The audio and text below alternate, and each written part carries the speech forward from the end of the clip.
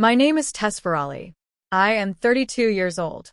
And the Saturday evening my brother stood at my mother's 65th birthday dinner in a private dining room overlooking the Willamette River and told 19 people I had been forging her signature for years was the night I finally understood that the person who builds a case against you out of your own work is counting on you to be too tired to explain the difference. He stood before the entrees arrived. He had timed it deliberately, the window between the salad course being cleared and the main dishes coming out, when the table was at its most open and attentive and the serving staff had temporarily withdrawn. He picked up his wine glass and turned to address the room and said, in the voice he used when he wanted to sound like someone reluctantly delivering difficult news, "Before we go any further tonight, I think Mom deserves to know what's been happening with her accounts." He paused for exactly the right amount of time. Tess has been forging her signature. We have everything. Every transfer. I set my glass down on the tablecloth and looked at the water beyond the window. The river was dark at that hour, with the lights of the East Bank running in broken lines across the surface, and I kept my eyes on those lines and did not stand and did not speak. What my brother did not know, what no one at that table knew except my mother and me, was that a letter had arrived at her house on the previous Wednesday. It was on the letterhead of her bank. It had a reference number in the upper right corner, and the name of the compliance officer who had signed it at the bottom. And in the body of the letter, in the careful and specific language that compliance officers use when they have completed a review and identified a finding, it named the individual whose activity had triggered the investigation. My brother's name is Marcus. He is 36 years old. The name in the letter was his. I want to tell you something about the 4 years before that birthday dinner, because the architecture of what Marcus built his accusation from was real. It was simply oriented in the wrong direction, and understanding why requires understanding what I was actually doing, and why I was doing it alone. My mother's name is Renata Virali. She is 65 now, as of that November, and she is the kind of woman who runs a household with the quiet efficiency of someone who has never needed to announce that she is competent because she has always simply been competent. She worked for 31 years as an office manager for a civil engineering firm in Portland, the person who kept the billing organized, the contracts filed, the client communications flowing, and the office itself functioning at a level that the engineers she worked for understood they could not replicate. She retired at 62. She owns her house outright, a 1940s bungalow in the Selwood neighborhood with a garden she tends with the same systematic attention she brought to everything else. My father died when I was 23. The years after his death were the years in which I came to understand that my mother, for all her competence, had built her financial life in a partnership and had not yet fully mapped the solo version of it. Not because she was incapable, she was entirely capable, but because there is a difference between being capable of something and having the specific fluency that comes from doing it daily, and my father had done the daily management while my mother had done the oversight, and when he was gone she had the oversight without the machinery underneath it. I am a financial analyst. I have worked in that field for 9 years, first at an investment firm in Seattle, and then, after I moved back to Portland when my father died, at a regional wealth management practice, where I now manage a client book of 43 accounts.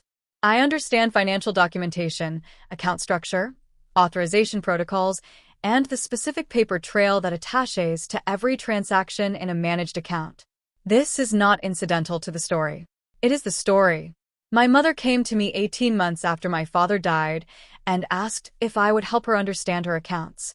Not manage them, understand them. She wanted to know what she had, where it was, and what the regular transactions were, and why. We spent 3 Saturdays in her kitchen with her statements spread across the table, and I explained everything I could explain. And at the end of the 3rd Saturday she said, with the directness she brought to practical matters, "I'd like you to be on the accounts. Not to manage them for me. To help me when I need it." We went to the bank together. She added me as an authorized signer on her primary checking account and her savings account. She signed the authorization forms herself, in the presence of the branch manager, a woman named Gloria Tran who had managed that branch for 6 years and who knew my mother by name because my mother had banked there for 22 years. Gloria walked us through every form. My mother read each one before she signed it.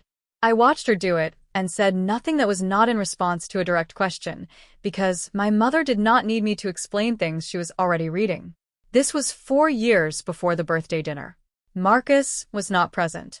Marcus was in Denver, where he had been living for 8 years, working in commercial real estate development and visiting Portland approximately twice a year.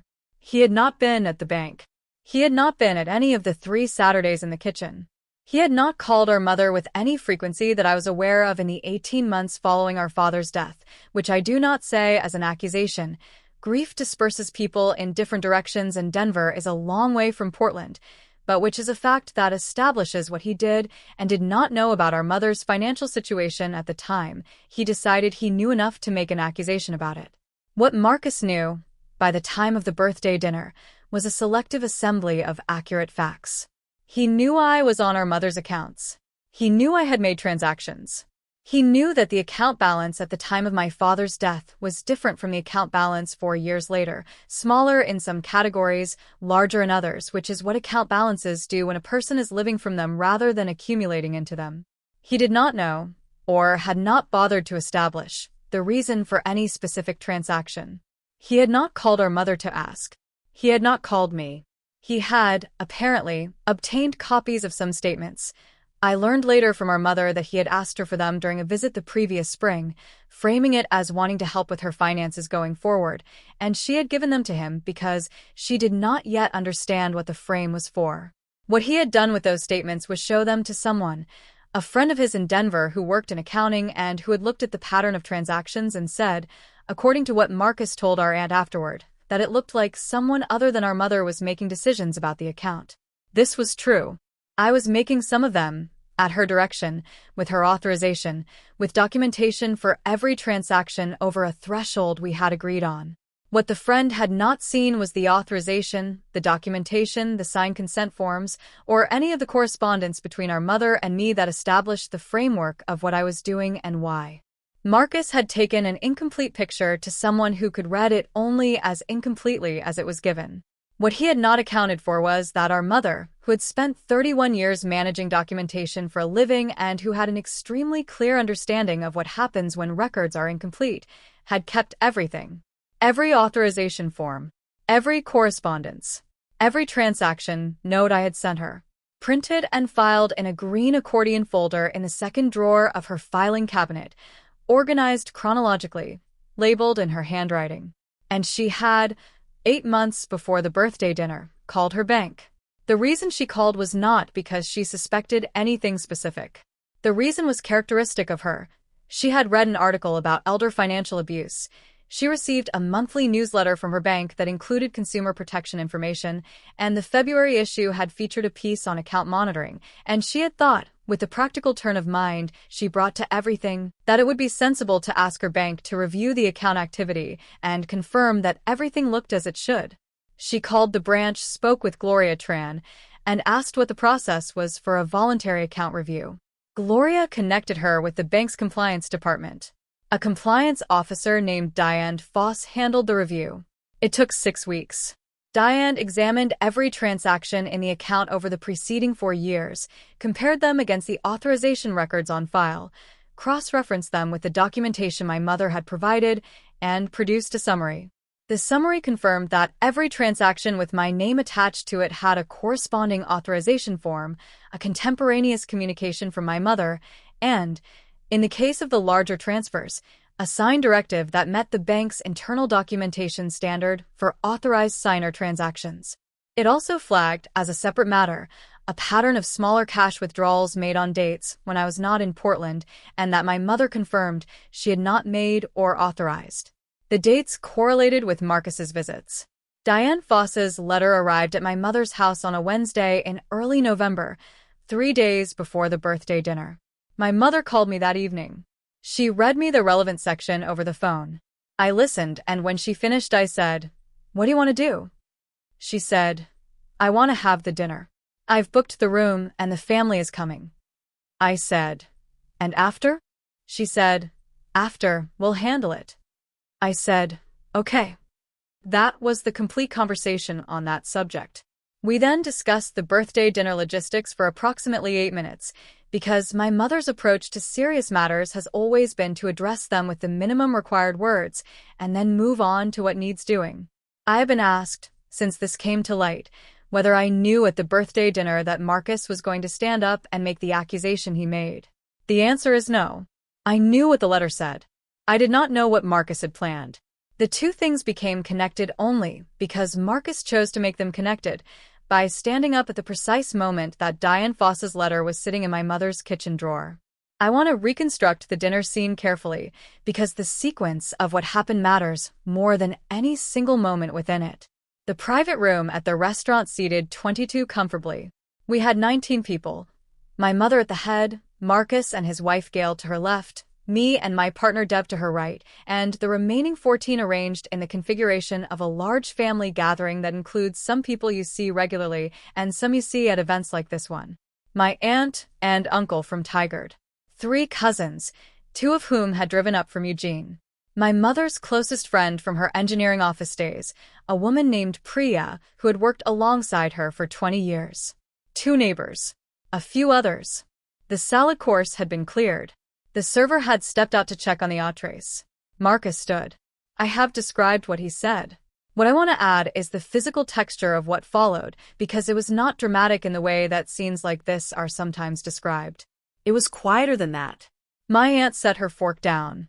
Dev, beside me, placed his hand flat on the table near my hand, but did not touch it, a gesture I understood as the physical equivalent of being present without intervening. My mother, at the head of the table, did not move at all. She had the stillness she used when she was waiting for something to finish. Marcus continued for approximately 3 minutes. He described the transactions. He described the pattern he believed he had identified. He said he had shown the statements to a professional. He said he had documentation. He said he was bringing this to the table now at the birthday dinner because he believed the family deserved to know, and because our mother deserved to be protected. When he finished, he sat down. My mother waited 2 full seconds. The table waited with her. Then she said, "Marcus, I need to show you something." She reached into her bag.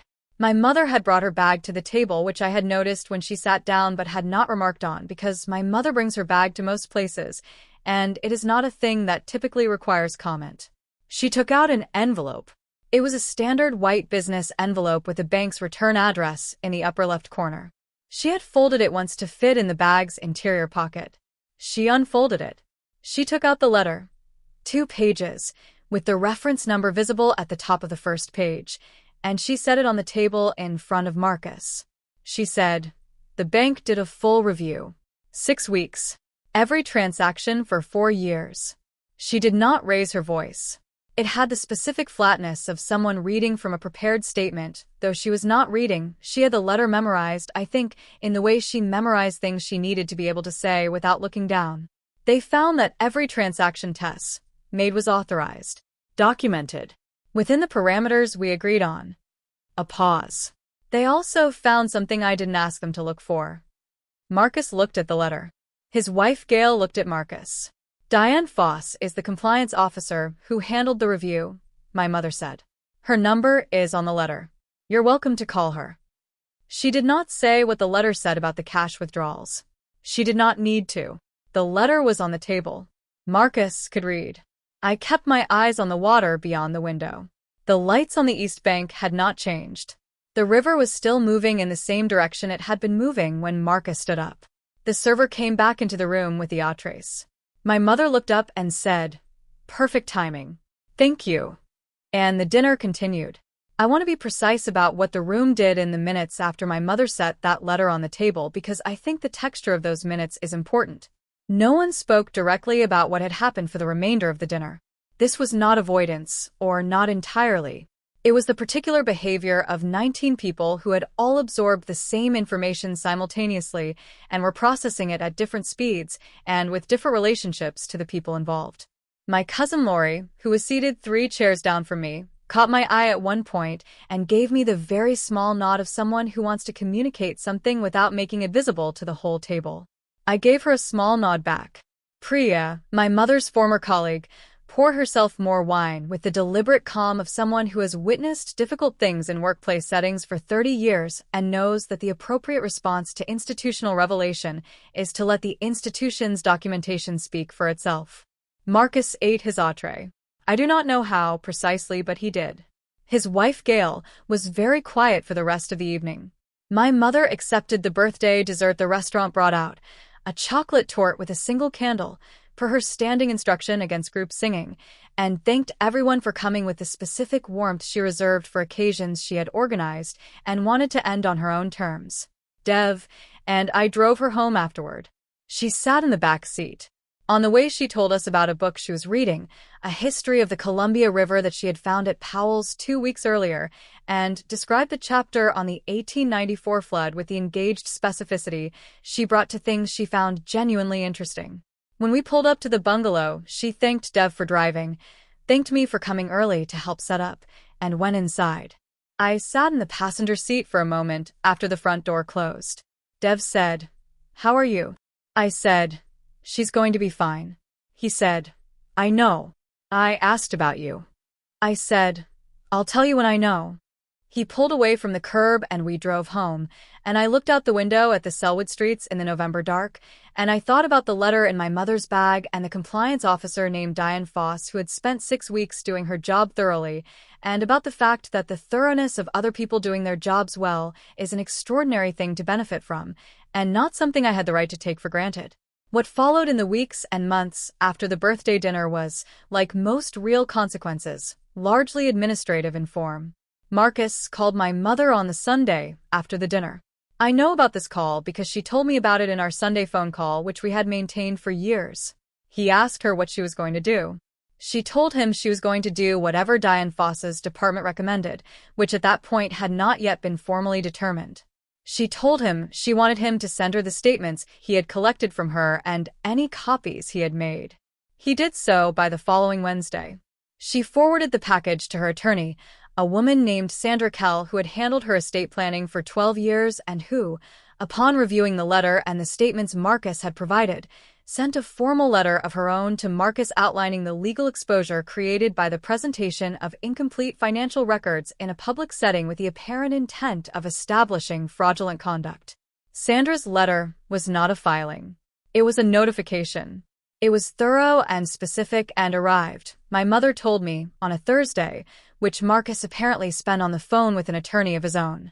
Marcus's Denver attorney communicated with Sandra over the following 3 weeks. I was not part of those communications. My mother kept me informed at a level of detail that was appropriate and not more than that, which is how she handled things that were hers to handle. The outcome was an agreement. Marcus would provide a written acknowledgement to my mother that the transactions he had characterized as fraudulent were authorized, and he would withdraw any characterization to the contrary in any communications he had already made. He would also repay the sum of the cash withdrawals the bank review had flagged. That sum was $6,400, specific and documented, which he transferred to my mother's account in 2 installments over the following 6 weeks. There was no formal legal proceeding. My mother did not want one. She told Sandra that she wanted the record corrected and the money returned, and that was all she wanted, and Sandra, who had spent 12 years understanding what her client wanted and what she didn't, got her exactly that. Marcus did not come to Portland for Christmas that year. His wife Gail sent a card. My mother sent one back with the handwritten note she included in all her cards, a line or two, specific to the person, the kind of small particular attention that people remember for years without always knowing why they remember it. The following spring, Marcus called me. It was the first time he had called me directly since before the birthday dinner. He said he had something he needed to say. I said okay. He said, I looked at those statements and I built a story out of them without checking whether the story was true. I did that because I wanted to be the one who was looking out for Mom, and I had found a way to make it look like I hadn't been, and I needed someone to be at fault for that, and you were the available option. I said nothing for a moment. It was a more accurate self-accounting than I had expected. I said, that's a hard thing to say out loud. He said, it took me a while to get to it. I said, I know. There was a pause. Outside my office window, the city was doing what Portland does in April, cycling between rain and an uncertain brightness that keeps qualifying itself, as if the sun isn't sure it has permission to stay. He said, I'm not asking you to say it's fine. I said, good, because I don't think it is yet. He said, okay. I said, I think we can get somewhere from here if you wanna. That's different from fine. He said, I want to. I said, then keep the line open. The call ended. Dev, who had been in the kitchen and had not been listening on purpose, but had heard enough to have a general impression, brought me a cup of coffee without asking if I wanted one. I drank it. We did not discuss Marcus. We talked about what we were going to make for dinner, which was a question that required a decision, and decisions that have clear answers are a relief after ones that don't. My mother turned 66 in November. She spent the birthday in her garden, which was where she preferred to spend it, and I came over that afternoon, and we raked leaves together for an hour, and then had tea on the back porch while she told me about the Columbia River book, which she had now finished, and was recommending to everyone she knew. She had started a second book, also history, and had opinions about the author's sourcing that she shared with the precision of someone who has spent a lifetime working with documents. Diane Foss, the compliance officer, sent my mother a form letter at the 6-month mark confirming that the review file had been closed and the findings documented in the account record. My mother thanked her with a note, handwritten one paragraph, which is what my mother does with people who have done their jobs well and whom she will probably never meet. Gloria Tran retired from the branch in February. My mother sent a plan. Sandra Kell is still her attorney. They have lunch once a year, which my mother describes as efficient. I am still on my mother's accounts. I make transactions when she asks me to, with authorization, documented, within the framework we established 4 years ago, and have never had reason to modify. This is not a triumphant arrangement. It is simply the correct one, which is less dramatic and more durable. Marcus and I are in contact. Not often, once a month, sometimes less. He came to Portland in August, and we had dinner, the three of us, at a restaurant in the Pearl District where none of us had been before, so the room carried no prior associations. It was a reasonable evening. The food was good. We did not discuss the birthday dinner or the compliance letter or the 6 weeks Diane Foss spent reviewing 4 years of transactions. We talked about a construction project Marcus was working on, and about a difficult staffing situation I had been managing at work, and about our mother's book recommendations, which Marcus receives weekly now because he has started calling her more regularly, and she sends him reading lists via text, which he finds both helpful and slightly overwhelming, which is the correct response. We are not repaired. We are in the condition of two people who understand what happened and have decided, separately and then together, that the understanding is more useful than the alternative. That is a different thing from closeness, and I do not pretend otherwise, but it is real, and it is something we made without a mediator or a script, which I think is the only way it holds. The loudest accusation in the room is usually made by the person who knows exactly what the records will say. Marcus knew what he had seen in those statements. He knew that someone had been on our mother's accounts and making transactions. What he did not know, what he had not checked, was what the records attached to those transactions said. He built his case on the fact of the activity without looking at the documentation underneath it, because the documentation would have required him to ask questions he did not want the answers to. My mother spent 31 years managing documentation for other people. She understood, as a matter of professional habit, that every transaction leaves a record, and that the record is not the transaction. It is the explanation of the transaction, the authorization behind it, the institutional memory of why something happened and who decided it should. She kept every piece of that record. She called her bank. She let a compliance officer spend 6 weeks doing her job correctly. She brought the letter to the birthday dinner in her bag. I did not know she was going to do that. I knew she had the letter. I did not know she had decided to carry it with her or that she had made a decision about when to use it, because my mother does not announce her decisions, she makes them, and then she acts on them, and what the room sees is the action. I set my glass down and looked at the river, and I waited, and what I was waiting for was the thing my mother had already arranged. That is the truth of it. Whatever composure I held at that table, I held it partly because I trusted that my mother was going to handle it in her own way, at her own time. She had been handling things in her own way for 65 years. She was not going to stop at a birthday dinner. She did not stop. She took the letter out of her bag and set it on the table and said fewer than 50 words, and the room changed, and the entrees came out, and we had dinner. Before I go, I want to ask you something.